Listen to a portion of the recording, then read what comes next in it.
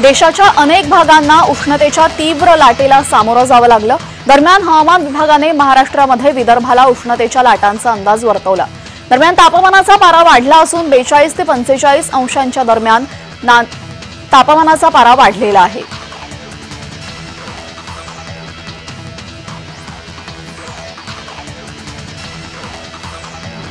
चैत्र पौर्णिमेनिमित्त महाराष्ट्राची कुलस्वामिनी श्री तुळजाभवानी मातेचं मंदिर हे दिनांक 21 एप्रिल ते 25 एप्रिल पर्यंत रात्री 1 वाजल्यापासून दर्शनासाठी खुलं असेल।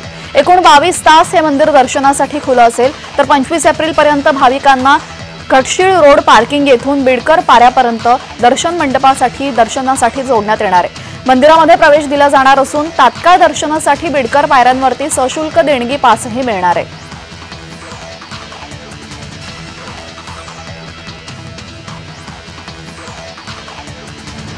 पेण तालुक्यातील वढाव येथील श्री बहिरी देवीची यात्रा मोठ्या उत्साहात पार पडली।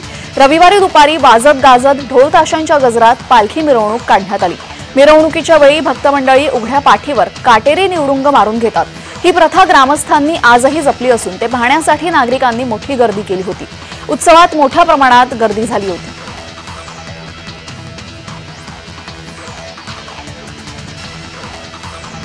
उन्हाळी सुट्टीसाठी लाल परी सज्ज झाली आहे। एसटी कडून जादा 63 गाड्या सोडण्यात येणार आहेत। जसजशी गर्दी वाढेल तसतशी संख्या वाढवली जाणार आहे। उन्हाळ्याच्या सुट्ट्या सुरू होताच बाहेरगावी जाणाऱ्यांची एसटी स्थानकावर गर्दी उसळते। प्रवाशांची वाढती संख्या लक्षात घेऊन प्रवाशांचा प्रवास सुखकर करण्यासाठी एसटी महामंडळाने हा निर्णय घेतलाय। पुणे विभाग नियंत्रण कार्यालयाकडून यंदा पहिल्या टप्प्यामध्ये 63 जादा गाड्या सोडण्याचं नियोजन केलेलं आहे।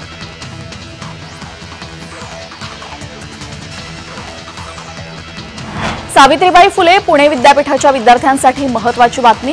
सत्र परीक्षांचा निकाल जून अखेरीस जाहीर होणार आहे। निवडणुकांचे परिणाम निकालावर होणार नाहीत। निकाल वेळेत लावण्यासाठी विद्यापीठाने सूचना दिल्या आहेत। उन्हाळी सत्र परीक्षांना सुरुवात झाली आहे। या दृष्टीने विद्यापीठाकडून नियोजन सुरू असल्याची माहिती समोर येते।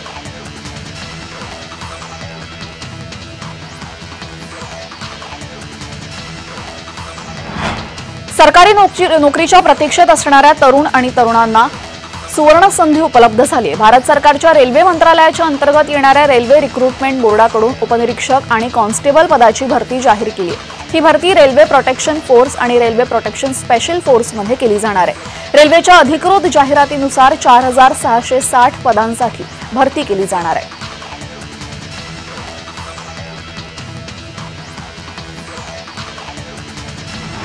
वाढत्या उन्हाच्या तापमानामुळे आणि पाण्याच्या कमतरतेमुळे पोल्ट्री चालकांचा व्यवसाय अडचणीत सापडलाय।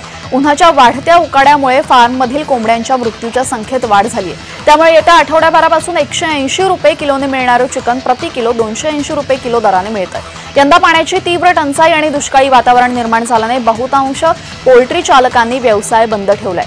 वाढत्या उष्म्यामुळे कोंबड्यांच्या मृत्यूचं प्रमाण अधिक आहे आणि पिलांची वाढ मंदावल्याने ही स्थिती निर्माण झालेली आहे।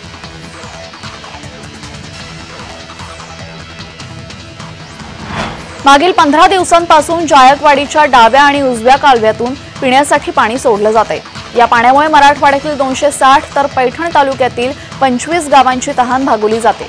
मात्र पैठण तालुक्यात दररोज तब्बल 4 ते 5 तास वीज पुरवठा तांत्रिक कारणाने खंडित होत असल्याने नागरिकांना या पाण्याचा कोणताच उपयोग होत नसल्याने नागरिकांनी संताप व्यक्त केलाय।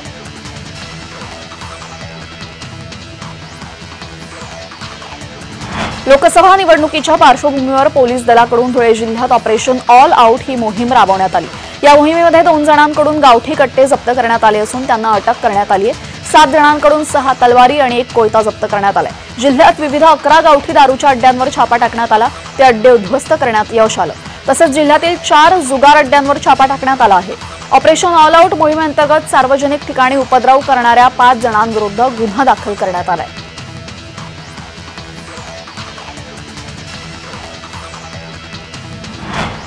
समुद्रातील पाण्याच्या भरतीसह खडकाळ भागामध्ये येऊन पडलेल्या 2 डॉल्फिन माशांची स्थानिक मच्छीमारांनी सुखरूप सुटका केली आहे। डहाणू समुद्र किनाऱ्यालगत असलेल्या खडकाळ भागामध्ये सकाळच्या सुमारास समुद्रातील पाण्याच्या भरतीसह आलेले 2 महाकाय डॉल्फिन मासे ओहोटीनंतर त्याच भागातील खडकांमध्ये अडकून पडले। या खडकाळ भागामध्ये अडकलेले मासे जाण्यासाठी धडपड करत असल्याचं लक्षात येताच स्थानिक मच्छीमारांनी दोन्ही माशांना सुखरूप समुद्रात सोडलं।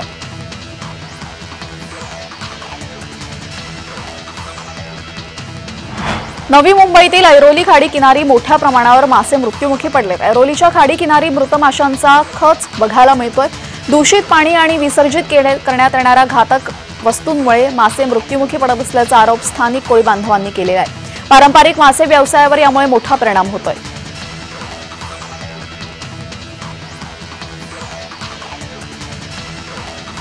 देवबागच्या समुद्रामध्ये देवमास्याचं दर्शन झालेले। सकाळी किनाऱ्यापासून साधारण 5 किलोमीटरवर 2 वेल दिसले। या अगोदर वेल निवतीच्या खोल समुद्रात दिसत होते। वेलला तळकोकणातील समुद्रातील वातावरण पोषक असल्याने वारंवार त्यांचं दर्शन घडत असतं। किनाऱ्यापासून साधारण 5 किलोमीटरवर दोन्ही वेल दिसले।